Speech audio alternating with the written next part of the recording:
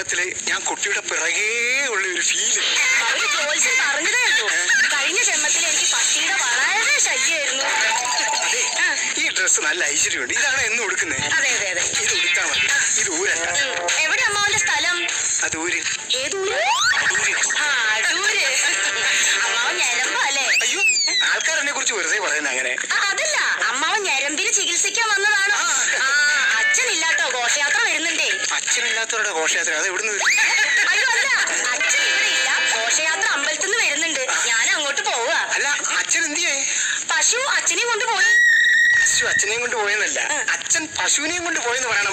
അച്ഛൻ പശുവിനെയും കൊണ്ടാ പോയത്. പക്ഷെ വഴിയിൽ വെച്ച് പശു പൊട്ടി വെടി ഓടി.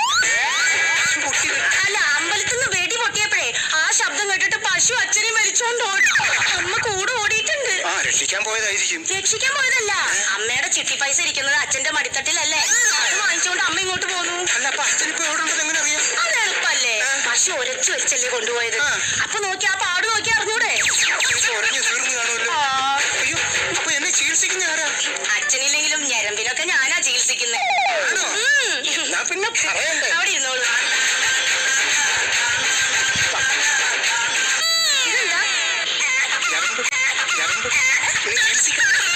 ചികിത്സിക്കാൻ വന്നതല്ലേ, ക്യാമറ കളിക്കാൻ വന്നതല്ലല്ലോ. അമ്മാവനെ ആ മുണ്ടെടുത്ത് കൊടുത്തേ. അയ്യോ,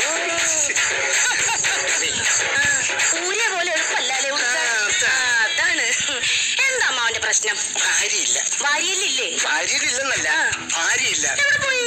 വെളുപ്പാങ്കാലത്ത് കണ്ട സ്വപ്നം ഫലിച്ചെന്നും പറഞ്ഞ എന്റെ ഭാര്യ സിന്ധു പിണങ്ങി പോയിരിക്കുന്നു. എന്താ ഫലിച്ച സ്വപ്നം? ഞാൻ അപ്പുറത്ത് അമ്മണിക്ക് ഒരു ഉമ്മ കൊടുത്തത്. മാപ്പ് പറഞ്ഞ് ഇങ്ങോട്ട് കൂട്ടിക്കൊണ്ട് വരാറുന്നില്ലേ? മാപ്പ് ഞാൻ എഴുതി കൊടുത്തതാ. അപ്പൊ അവള് പറയാം, ഇനി മേലെ എന്റെ വീട്ടിലേക്ക് കാല് കുത്തിട്ടില്ല. അമ്മാവ് എന്തിനാ മാപ്പ് എഴുതി കൊടുത്തത്? ഞാനും സുമതിയും കൂടെ 3 റൂം എടുത്ത ബില്ലിന്റെ പുറത്ത് മാപ്പ് എഴുതി. ഞാൻ പിന്നെ അവിടെ കാല് പിടിച്ച് കരഞ്ഞ് നിലവിളിച്ച് ഏത്തവിട്ടതിന് ശേഷമാണ് വീട്ടിലോട്ട് കൊണ്ടുവന്നത്. അങ്ങനെ ഞങ്ങൾ സന്തോഷമായിട്ട് പോകുമായിരുന്നു. അപ്പൊ ക്ഷണിക്കപ്പെടാതെ അതിഥിയും കൂടെ വന്നു. അയ്യോ, ഇനി എന്തോ വേണം? കുഞ്ഞുടുപ്പായി, സോപ്പായി, പൗഡർ, അതിനൊരു കുഞ്ഞു തൊട്ടിലും കൂടെ ഉണ്ടായോ? എന്റെ ഭാര്യ സിന്ധുവിന്റെ 40 വയസ്സുള്ള ആങ്ങള ഈ വീട്ടിലേക്ക് അതിഥിയായിട്ട് വന്നത് ഞാൻ ഇതൊക്കെ മേടിച്ചു വെക്കുന്നത്. അയ്യോ, ഞാൻ ആങ്ങളുടെ കാര്യമല്ല ചോദിച്ചത്, അമ്മാവൻ എങ്ങനെയാ ഈ ഞരമ്പ് വന്നത് ചോദിച്ചത്. അളിയൻ വന്നല്ലോ, അളിയനും ഞാനും കൂടെ ദിവസവും വഴക്കാം. സിന്ധു വന്ന് പിടിച്ചു മാറ്റും.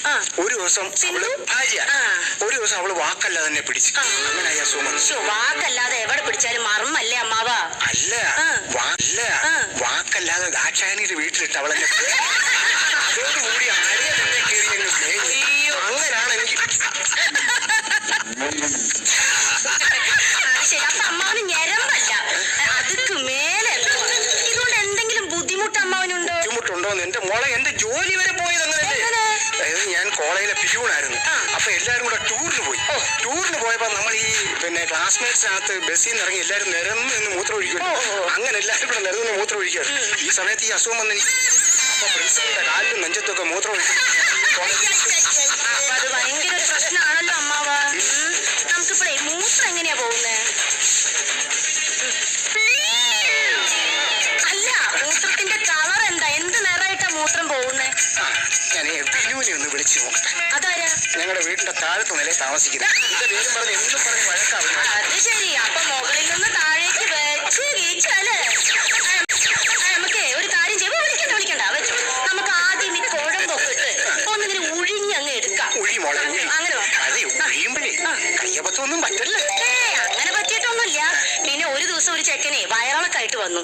അപ്പൊ അച്ഛൻ പറഞ്ഞു, മേശയുടെ മുകളിൽ മരുന്ന് ഇരിപ്പുണ്ട്, എടുത്തു കൊടുത്തോന്ന്. ഞാനും മരുന്നാന്ന് വിചാരിച്ച് തക്കാളി വിത്ത് എടുത്ത് അവന്റെ കയ്യിലൊന്നും. അവനോടോ അങ്ങോട്ട് നോക്കി, ഇവിടുന്ന് അങ്ങോട്ടേ നിരനിരയായി തക്കാളി വിത്ത് തളിർത്ത് നിൽക്കുന്ന കണ്ടോ? അതിന്റെ അറ്റത്താ അവന്റെ വീട്. ആരുടെ വീടാണ് എനിക്കറിഞ്ഞൂടാ. ആരായാലും നമുക്ക് എന്താ അമ്മാവ? അമ്മ വന്നേ, നമുക്ക് ഈ കയ്യിലെ ഇങ്ങനെ ഒന്ന് മക്കളെ കേട് വരുത്തരുത്.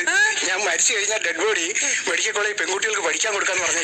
അതെന്തിനാ അമ്മാവ പെൺകുട്ടികൾക്ക് പഠിക്കാൻ കൊടുക്കുന്നത്? മരിച്ചു കഴിഞ്ഞാൽ എനിക്ക് സുഖിച്ച് ജീവിക്കണം.